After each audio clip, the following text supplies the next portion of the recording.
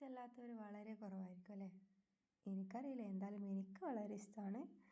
So ഇന്ന് ഉണ്ടാക്കാൻ പോകുന്നത് ബീഫ് പെപ്പർ കറിയാണ്. പെപ്പർ റോസ്റ്റ് അല്ല, കുറച്ച് ഗ്രേവിയൊക്കെ ആയിട്ടുള്ളൊരു അടിപൊളി ബീഫ് പെപ്പർ കറിയാണ്. അതിന് വേണ്ടിയിട്ട് ഒരു 1/2 കിലോ ബീഫാണ് ഞാൻ എടുത്തിട്ടുള്ളത്. അത് നല്ല വൃത്തിയിൽ കഴുകി ഒരു കുക്കറിലേക്ക് ഇടാം. പിന്നെ ഇടേണ്ടത് 2 സവാള നീളത്തിൽ അരിഞ്ഞത്, അത് നമുക്ക് കുക്കറിലേക്ക് ഇട്ട് കൊടുക്കാം. പിന്നെ ഒരു ടീസ്പൂൺ മഞ്ഞൾപ്പൊടി, പിന്നെ കുറച്ച് ഉപ്പ് നമുക്ക് കറി ഉണ്ടാക്കുമ്പോൾ പിന്നെ ഇടാം. ഇതിപ്പോൾ നമുക്ക് കുറച്ചൊന്ന് ബീഫിലേക്ക് അതൊന്ന് ഉപ്പ് ഇറങ്ങാൻ വേണ്ടിയിട്ട് കുറച്ച് ഉപ്പ് ഇട്ട് കൊടുക്കാം. അത് നല്ല രീതിയിൽ കൈ കൊണ്ട് തന്നെ നല്ല രീതിയിൽ യോജിപ്പിച്ചെടുക്കണം അതിനെ. പിന്നെ ആവശ്യത്തിന് വെള്ളം, കുറച്ച് ബീഫൊന്ന് മുങ്ങിക്കിടക്കാൻ വേണ്ടിയിട്ടുള്ള വെള്ളമിട്ട് കുക്കറിന് മൂടി വെച്ച് വിസിലിട്ട് ഒരു നല്ല വിസിൽ വരുന്നവരെ നിങ്ങൾ ബീഫിൻ്റെ വേവ് പോലെ, ഞാനിപ്പോൾ ഇവിടെ 10-15 വിസിൽ വന്നിട്ടുണ്ട്. എന്നിട്ടും ബീഫ് വേവാൻ കുറേ സമയം എടുത്തിട്ടുണ്ട്. ബീഫിൻ്റെ വേവ് പോലെ നിങ്ങൾക്ക് വിസിൽ ആക്കാം. പിന്നെ വേണ്ട എന്താണെന്ന് വെച്ചാൽ അതിലേക്കുള്ള മസാലയാണ്. ഒരു പാനിൽ വെച്ച് ചെറിയ ചൂടാകുമ്പോൾ തന്നെ കുരുമുളക് പൊടി 2 ടേബിൾ സ്പൂൺ കുരുമുളക് പൊടി ഫസ്റ്റ് ഇട്ട് കൊടുത്ത് അതിനെ നല്ല രീതിയിലൊന്ന് സോട്ട് ചെയ്തെടുക്കാം. പിന്നെ വേണ്ടത് ജീരകപ്പൊടിയാണ്. വലിയ ജീരകം, അവാശി എന്നൊക്കെ പറയും. അത് 1 ടീസ്പൂൺ. അതിൻ്റെ ചൊയ ചില ആൾക്കാർക്ക് ഇഷ്ടമല്ല, ബട്ട് എനിക്കിഷ്ടമാണ്. സോ ഞാനത് കുറച്ച് കൂടുതൽ ഇടുന്നുണ്ട്. പിന്നെ വേണ്ടത് ഒരു 2-3 ടീസ്പൂൺ മല്ലിപ്പൊടിയാണ്. അതും ഇട്ട് ഇതിനെ നല്ലോണം ഒന്ന് ചൂടാക്കിയെടുക്കാം. അധികം ചൂടായാൽ കരിഞ്ഞു പോകും. അതുകൊണ്ട് നോക്കി ഫ്ലെയിം ലോ ആക്കിയിട്ട് വേണം ഇതിനെ ചൂടാക്കിയെടുക്കേണ്ടത്.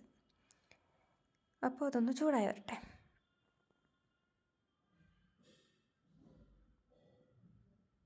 ഇതൊന്ന് ചൂടായി വന്നാൽ ഒരു ടീസ്പൂൺ മുളക് പൊടി, കുറച്ചൊരു കളറിന് വേണ്ടിയിട്ടാണ്. സ്കിപ്പ് ചെയ്യേണ്ടവർക്ക് സ്കിപ്പ് ചെയ്യാം. ഞാൻ കറിക്കൊരു നല്ല കളർ ഉണ്ടായിക്കോട്ടെ വിചാരിച്ചിട്ട് 1 ടീസ്പൂൺ മുളക് പൊടി. കുരുമുളക് ഉണ്ടല്ലോ, ഓൾറെഡി കറിക്ക് നല്ല എരിവ് ഉണ്ടാവും. സോ 1 ടീസ്പൂൺ മുളക് പൊടിയും കുറച്ച് ഗരം മസാല പൊടിയും ഇട്ട് നല്ലോണം അതിനൊന്നും കൂടി ഒന്ന് ചൂടാക്കിയെടുക്കാം.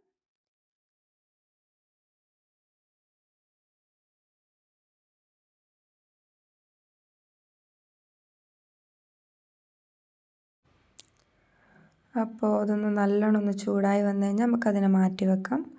പിന്നെ ഫ്ലെയിം ഓൺ ആക്കി ഒരു പാത്രം എടുത്ത് വെച്ച് അതിലേക്ക് കുറച്ച് വെളിച്ചെണ്ണ ഒഴിച്ചു കൊടുക്കാം. വെളിച്ചെണ്ണ ഒന്ന് ചൂടായി വരുമ്പോൾ കറിവേപ്പില, എനിക്ക് കറിവേപ്പില ഇഷ്ടമാണ്, അതുകൊണ്ട് ഞാൻ കുറച്ച് കൂടുതൽ ഇടുന്നുണ്ട്. പിന്നെ വെളുത്തുള്ളി, ഇഞ്ചി, ചെറിയ ഉള്ളി, പച്ചമുളക്, ഇതൊക്കെ നല്ലോണം ഒന്ന് വാട്ടിയെടുക്കണം. നല്ലോണം ഒന്ന് വാടി വന്നോട്ട്. ചെറിയ ഉള്ളിൻ്റെ ടേസ്റ്റ് നല്ല ടേസ്റ്റാണ് ചെറിയ ഉള്ളി വരുമ്പോൾ. അപ്പോൾ അത് കുറച്ച് കൂടുതൽ ഇട്ടാലും കുഴപ്പമില്ല.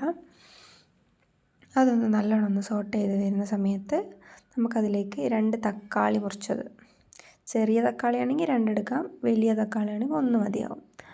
അത് നിങ്ങൾ കറിക്ക് പുളി വേണ്ടതനുസരിച്ച് നിങ്ങൾക്ക് ഇടാം. അപ്പോൾ അതൊന്ന് നല്ലോണം ഒന്ന് വാടി വരാൻ വേണ്ടിയിട്ട് നമുക്കൊന്ന് മൂടി വെക്കാം. നല്ലോണം ഒന്ന് വാടി വന്നിട്ടുണ്ട്. അപ്പോൾ നമുക്കതിനൊന്ന് ഉടച്ചു കൊടുക്കാം സ്പൂണോട്. നല്ലോണം ഒന്ന് വാടി വന്നിട്ടുണ്ട്. അത് കഴിഞ്ഞാൽ നമ്മൾ മാറ്റി വെച്ച മസാലപ്പൊടി ഉണ്ടല്ലോ, നമ്മൾ വറുത്ത് മാറ്റി വെച്ച, അതൊന്ന് കറിയിൽ അതിലേക്ക് ഇട്ട് കൊടുക്കാം. വാടിയ തക്കാളിയിലേക്കും അത് നമുക്ക് ഇട്ട് കൊടുക്കാം. അതിട്ട് നല്ലോണം ഒന്ന് മിക്സ് ചെയ്തെടുക്കാം. ഇപ്പം തന്നെ നല്ല സ്മെല്ല് വരും. ആ ഒരു വറന്ന പൊടികളെയും നല്ലൊരു സ്മെല്ലാണ് വരാൻ. സോ അതൊന്ന് നല്ലോണം ഒന്ന് ആ തക്കാളിയിലും ഉള്ളിയിലൊക്കെ മസാല ഒന്ന് പിടിച്ച് അതിൻ്റെ ഒരു പച്ചച്ചുവയൊന്നും ഉണ്ടാവില്ല. നമ്മൾ ഓൾറെഡി വറുത്ത് വെച്ചതാണല്ലോ. പിന്നെ നമ്മൾ ആദ്യം വേവിച്ച് വെച്ച ബീഫ് അതിലേക്ക് ഇട്ട് കൊടുക്കാം. പിന്നെ നമ്മൾ നേരത്തെ കുറച്ചാണല്ലോ ഉപ്പിട്ടിട്ടുള്ളൂ. അപ്പോൾ ആവശ്യത്തിനുള്ള ഉപ്പും കൂടി ഇട്ട് ഇതിനെ നല്ലോണം ഒന്ന് മിക്സ് ചെയ്ത്, ഞാൻ നല്ലോണം ഒന്നും വറ്റിക്കുന്നില്ല, കുറച്ച് ഗ്രേവി അടക്കം ആണ് ഞാൻ കറി ആക്കിയെടുക്കുന്നത്. സോ അടിപൊളി കറിയാണ്, എല്ലാവരും എന്തായാലും ഉണ്ടാക്കി നോക്കണം. ഞാൻ കുറച്ചുകൂടി കുരുമുളക് ഇടുന്നുണ്ട്.